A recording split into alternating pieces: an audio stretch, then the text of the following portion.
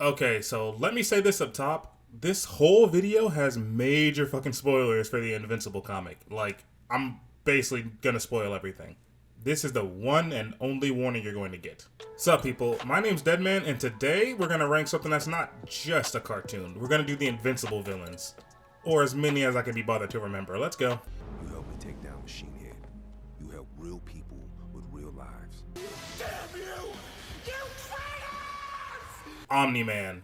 See, I usually save the best villains for last, but there's no better way to start this list. I don't think I've ever seen a worse ass beating in my life. Throughout the entire series, Nolan remains one of the best Vulture minds out there, and it was his influence on Mark and everything around him that ended up making the story even better. So, 10 out of 10 for the living embodiment of tough love. You don't seem to understand.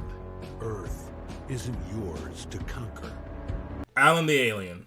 See, I know what you're thinking. Deadman, Alan's not a villain. And I say, shut the hell up. I'll never forgive him for setting up Oliver the way he did, goddammit.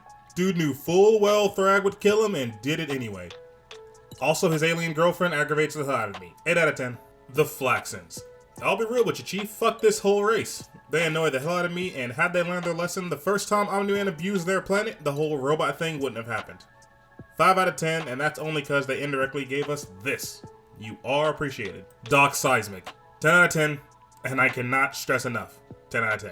Luke Cage. Man, fuck you. After that shredder shit you pulled, fuck off my list. 2 out of 10. Man, you were one of my favorites too, punk ass. Electro. Loved you in No Way Home, fam. 6 out of 10. Vulture. See, this is why I love Invincible. They don't even try to hide this shit. 7 out of 10. This big ass bucktooth kaiju thing. You had one motherfucking job, dude, and you fucked it up twice. 3 out of 10. The Mauler twins. 10 out of fucking 10. Every time they come on the screen, shit's fire. The combination of super strength and super smarts has been fucked up again and again and again. In most cases, they're either too strong for the brains to matter, or the other way around. But these big-ass blueberries made it work perfectly. Love them. Eve's dad. You know, man raises some strong points. 8 out of 10. The Tether Tyrant. What the entire fuck do we have going on here? He's dating the vest of... Do you know how hard it is to make me disengage with a character in one fucking panel? 10 out of 10. Megamaniac. I really dig that these two are just two high school friends who just stumbled upon powers together.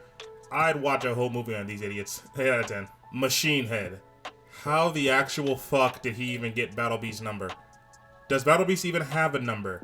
How do you contact someone like this? Either way, I'm all for a villain that just sits back and lets his men do his work. Gives me real, what's his name? What's his name? Krollo Lucifer energy. Sucks for him though, because he can't do a goddamn thing by himself. 6 out of 10. Angstrom Levi.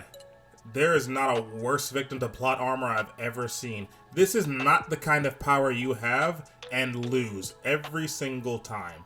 Absolute bullshit. This man should have wiped the entire verse by his fucking self. Every single time Mark found a way back to his original universe, I call fucking bullshit. 10 out of 10. D.A. Sinclair.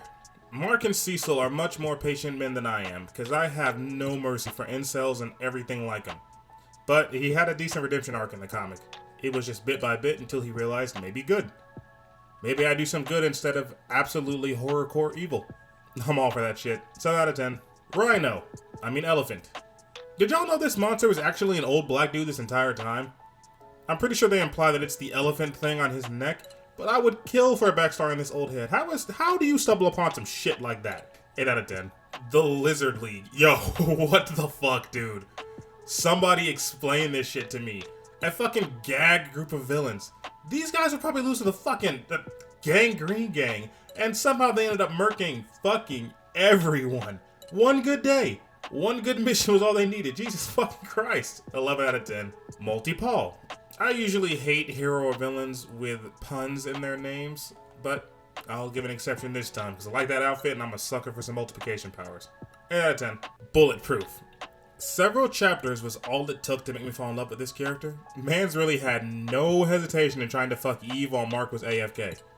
I'm not blaming him, look at her, but come on, dog, have some decency here. And he really fucked it all up in one panel, ugh. All in all, I do like him though. Good backstory. 9 out of 10. Dinosaurus. Let me tell you, I hate this guy.